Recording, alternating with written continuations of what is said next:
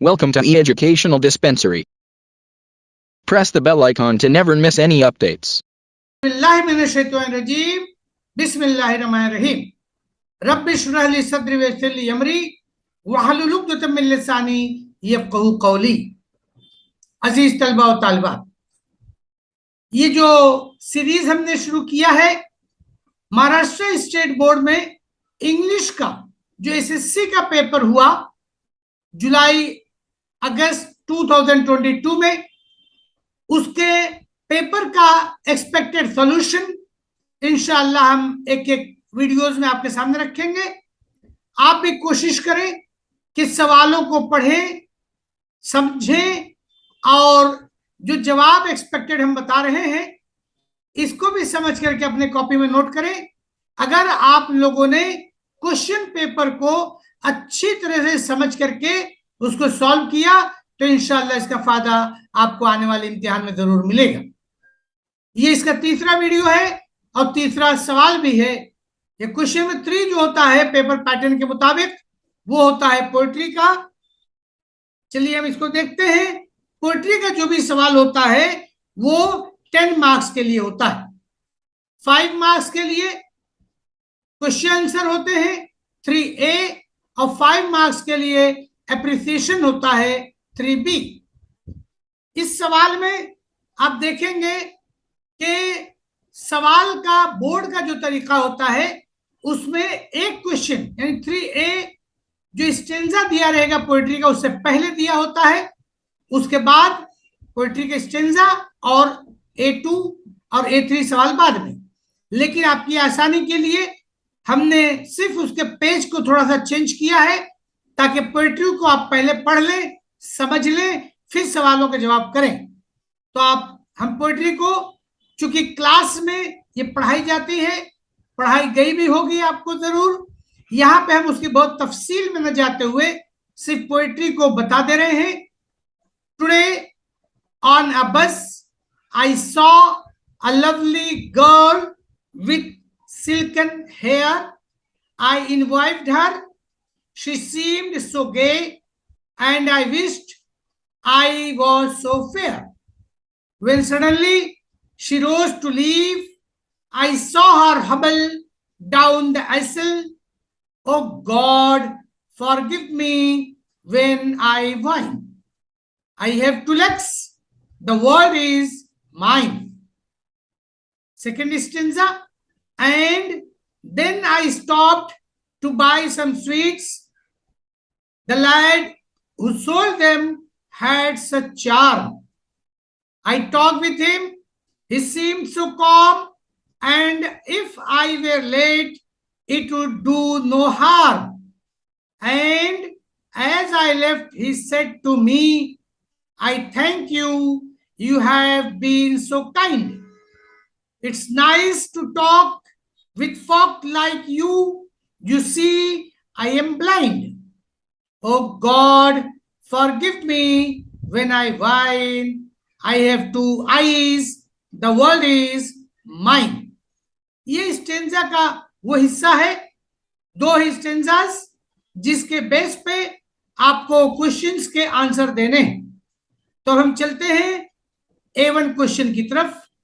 ये पोएट्री के जैसे हमने पहले बताया सेक्शन 3 क्वेश्चन नंबर 3 10 मार्क्स का होता है। Read the following stanzas and do the activities, इस तरह की instruction. Question number A1 match the following. बेहतर होगा अगर आप इस पोएट्री को किताब में अपने सामने खोल के रख लें और क्वेश्चंस को देखें, किताब में ढूंढ के आंसर लिखने की कोशिश करें। वीडियोस अगर फास्ट हो तो वीडियो को पॉज करें, जवाब खुद से पहले लिखने की कोशिश करें, उसके बाद जवाब चेक कर लें वीडियो को स्टार्ट करके। तो क्वेश्चन देखें। ये चूंकि कॉलम बना हुआ है तो कॉलम ए और कॉलम बी है। यहां पे आप देखेंगे कॉलम ए में 1 2 3 4 4 लाइंस बताई गई हैं और बी में ABCD से 4 बताया गया है। आपको मैच करना है और ये बात ध्यान रहे कि मैच करते वक्त ए पार्ट को एज इट इज रखा जाता है और बी पार्ट में जो तब्दीली होती है ऊपर नीचे करने की, उसे किया जाता है। तो हम देखते हैं जो ए पार्ट में है, फर्स्ट है the poet stop to buy dash, second the lad who was selling sweets dash, third the poet says the word is mine because dash, fourth the poet talked to the lad who seemed dash. अब इसमें हम देखेंगे कि चारों के सामने इस ABCD में से क्या आएगा। तो पहले इसको हम समझ लें। ए was very thankful to the speaker in the poem, B some sweets, C calm and blind, D he can experience the beauty and gift of his life। आपको जवाब लिखने का तरीका कुछ इस तरह से होगा कि जिस तरह से कॉलम बने हुए हैं ए और बी, वैसे कॉलम अपने जवाबी पेपर पे बना लें और फिर एक एक को जवाब को लिखें। पहला आप देखेंगे the poet stop to buy, stop to buy, तो इसके सामने जो आएगा वो आएगा B to buy some sweets. तो लिखने के तरीके को भी समझे कि सामने बी हम लिखेंगे पहले और सम स्वीट्स लिखेंगे। Second the lad who was selling sweets dash, इसका जवाब ये हम देखेंगे तो वो ए है, तो ए लिख के जवाब लिखेंगे was very thankful to the speaker in the poem। Third है the poet says the word is mine because, इसके लिए बी कॉलम में हम देखते हैं तो डी सही जवाब है he can experience the beauty and gift of his life। Fourth को देखें the poet talked to the lad who seemed dash, तो जवाब जो है इसके सामने आएगा बी पार्ट में, वो होगा आंसर सी काम एंड ब्लाइंड। इस तरह से ये 2 नंबर का सवाल मुकम्मल किया जाएगा और आखिर में बॉक्स जिस तरह से बना हुआ था उसको हम कंप्लीट कर देंगे। अब चलते हैं अपने क्वेश्चन नंबर A2 की तरफ। कंप्लीट द फॉलोइंग वेब, यहां पे वेब दिया गया है। इस तरह से ये वेब आपके क्वेश्चन पेपर पे बना हुआ है। तो आपको जैसा क्वेश्चन पेपर में वेब बना हुआ है इसी तरह की कोशिश करनी चाहिए कि अपने आंसर पेपर पे भी बनाएं। आप इसको देखें, the young girl on the bus, ये लेफ्ट साइड के बॉक्स में है।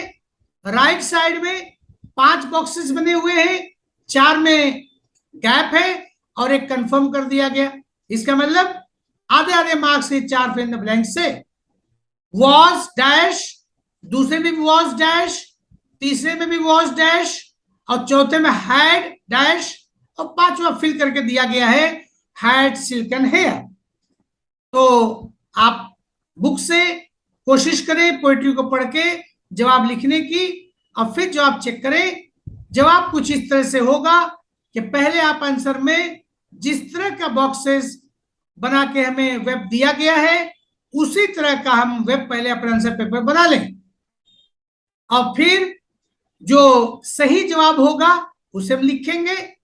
देखिए इस तरह से जो क्वेश्चन की सूरत है वो ऐसी ही बननी चाहिए। The young girl on the bus, the young girl on the bus, first column था was dash तो was lovely, second was dash was fair, third में was dash was gay, fourth में had dash had one leg और fifth column जैसा हमको दिया था वैसे हमने लिख दिया had silken hair। इस तरह से जवाब लिखने पर इंशाल्लाह मुकम्मल आपको 2 मार्क्स मिलेंगे। क्वेश्चन नंबर A3 जो कि 1 मार्क का होता है, right rhyming words from the above stanzas. Question से दिया हुआ है number 1 hair dash, number 2 blind dash. ये 1 मार्क का क्वेश्चन है, 2 फिल इन द ब्लैंक्स दिया गया है और कहा गया है राइमिंग वर्ड्स लिखने के लिए फ्रॉम द स्टेंजा। आधे आधे मार्क्स का क्वेश्चन है, आंसर कुछ इस तरह से होगा। लिखने के तरीके को भी आप देखें, हेयर के साथ फेयर और सेकंड ब्लाइंड के साथ काइंड। इस तरीके से आप जवाब लिखें, इंशाल्लाह आप बहुत अच्छे नंबरों से कामयाब होंगे। अब इसी सवाल का क्वेश्चन नंबर 3B, जो कि एप्रिसिएशन का होता है। बच्चे इस बात को भी ध्यान रखें कि जो पोएट्री क्वेश्चन आंसर के लिए आती है वो अलग होती है, और जो एप्रिसिएशन के लिए आती है वो अलग होती है। दोनों अलग अलग पोएट्री दी जाती है इम्तिहान में। जो भी जुलाई अगस्त में 22 में पेपर हुआ, उसकी पोएट्री को ना देखें। इंस्ट्रक्शन कुछ इस तरह दिया जाएगा, appreciation of the poem, read the following poem and write an appreciation of it with the help of the points given below। और यहां पे आप देखेंगे कि पहले हमने पोएट्री बता दिया है, पोएट्री दे दिया। पोएट्री मुकम्मल पोएट्री दी जाएगी उसके टाइटल और ऑथर के साथ, पोएट के साथ। तो पोएट्री को देखें। The twins in form and feature, face and limb, I grew so like my brother, that fog got taking me for him and each for one another. It puzzled all our kith and kin. It reached a fearful pitch. For one of us, was born a twin, yet not a soul knew which. Second stanza देखें। One day to make the matter worse, before our names were fixed, as we were being washed by nurse, we got completely mixed. And thus you see by fate's decree, or rather nurse's whim, my brother John got christened me and I got christened him. Third stanza देखें। This fatal likeness even dogged my footsteps when at school, and I was always getting flogged, for John turned out a fool. I put this question fruitlessly to everyone I knew. What would you do if you were me, to prove that you were you? Last stanza देखें। Our close resemblance turned the tide of my domestic life, for somehow my intended bride became my brother's wife. In fact, year after year the same absurd mistakes went on, and when I died, the neighbors came and buried brother John. आखिर में poet का नाम Henry सेम्ब्रुक ली। ये याद रखें कि ये appreciation का जो जवाब होता है वो पॉइंट फॉर्मेट में होता है, और मार्किंग स्कीम को भी समझना बहुत जरूरी है। आप देखें पॉइंट्स फॉर्मेट में और मार्किंग स्कीम कैसे होती है। टाइटल लिखने का half marks, name of the poet लिखने का हाफ मार्क्स, राइम स्कीम लिखने का 1 मार्क, फिगर ऑफ स्पीच कोई भी एक लिखेंगे एनी 1 मार्क्स, और आखिरी पॉइंट जो थीम और सेंट्रल आइडिया, इसको कम से कम 2-3 लाइन्स में लिखा जाता है, इसके 2 मार्क्स। अब हम आपसे गुजारिश करेंगे कि आप अपने सामने किताब में जो पोएट्री दी गई जो ट्विंस, उसको सामने रखें, और एप्रिसिएशन के पॉइंट्स के बिना पर आप उसी सूरत में अपने जवाब को लिखने की कोशिश करें। और जो एक्सपेक्टेड आंसर है वो हम आपके सामने बता रहे हैं। सबसे पहले बेहतर तरीके से प्रेजेंटेशन करने के लिए हमारा आंसर कुछ इस तरह से अच्छे तरीके से हो ताकि एग्जामिनर के जहन पर एक बेहतरीन नक्श छोड़े, ज्यादा नंबर मिले। इस तरह से अगर हम बॉक्स बना लें, heading, points and appreciation of poem. First point हम देखें वो था टाइटल।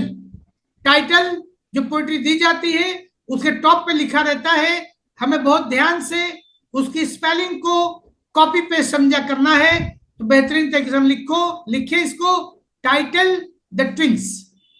फिर खूबसूरती के लिए नीचे एक लाइन खींच दे, सेपरेट हो जाए।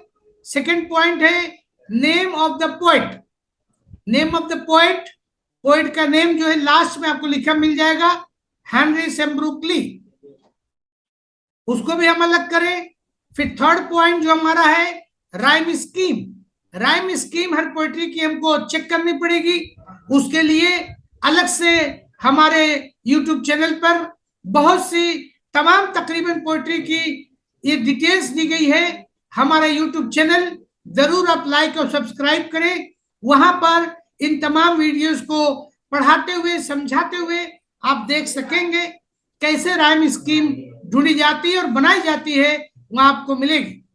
यहां पर आप देखें rhyme scheme A B C D, ये इसकी राइम स्कीम है। इसको भी हम बॉक्स के तरफ में अलग कर दें। फिर हमारा चौथा पॉइंट होगा figure of speech. Figure of speech आप देखें इलिट्रेशन इसमें पाया जाता है, और भी फिगर स्पीच है, लेकिन हमें कोई एक बताना है जो हम सबसे आसान समझे, उसे हम बनाएं और इसका एग्जाम्पल बने। In form and feature, face and limb.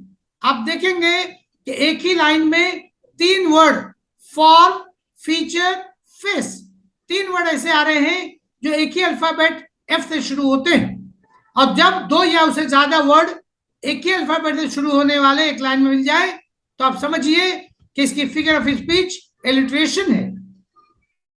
आखिरी पॉइंट जो होता है वो है थीम और सेंट्रल आइडिया। तो इसके लिए एक एक्सपेक्टेड आंसर हम आपके सामने रख रहे हैं, आप भी अपने तौर से इसका निचोड़, इसका सेंट्रल आइडिया लिख सकते हैं। यहां आप देखें, the central idea of the poem is the problem faced by one of the identical twins. Here the problem is so exaggerated that it creates a humorous effect। इस तरीके से ये भी 5 नंबर सवाल जो एप्रिसिएशन का होता है मुकम्मल हुआ। उम्मीद है आप इस सवालों को समझ करके अपनी कॉपी पे लिखेंगे और फायदा उठाएंगे। अपने दोस्तों, सहेलियों और बहीखाओं तक भी बात पहुंचाएं ताकि फायदा तमाम लोग ले सके। वो आखिर दावाना अनिल हम्दुलिल्लाह रब्बिल आलमीन। अस्सलाम वालेकुम व रहमतुल्लाहि व बरकातहू। Subscribe now and press the bell icon. Never miss an update.